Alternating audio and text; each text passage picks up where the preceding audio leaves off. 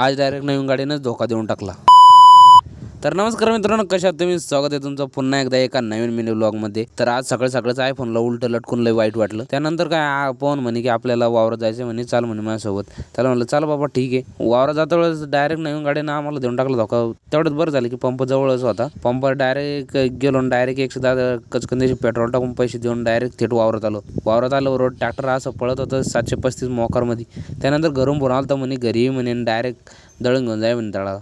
त्यानंतर काय लगेच दळण घेतलं आणि डायरेक्ट गिरणीत आलो. दळण मोजून घेतलं, दळून घेतलं. पण तुम्हाला सांगू का, काही असो कोण असो, आपल्या प्रॉपर्टीवर नाव नसलं ना तरी चालतं, पण आपल्या डायरेक्ट गावाच्या गुन्ह्यावर नाव म्हणजे विशेष क्लोज असतो डायरेक्ट शिल्डमध्ये. त्यानंतर दळण घेऊन डायरेक्ट घरी निघलो. घरी आल्यावर डायरेक्ट आम्हाला सगळ्यात मोठा झटका म्हणजे डायरेक्ट आमच्या दारापुढचं बदामाचं झाड, तिथं जे 2 तारं दिसते ना, त्या तारं आहे ना बदामात अटकवत होते. त्यामुळं ना आम्हाला ते झाड तोडून टाकावं लागलं वरून.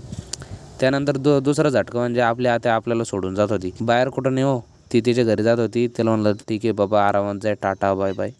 त्यानंतर आपला ब्लॉग आवडला असेल तर नक्की फॉलो करा आणि यूट्यूबवर पाहत असेल तर सबस्क्राईब नक्की करून टाका.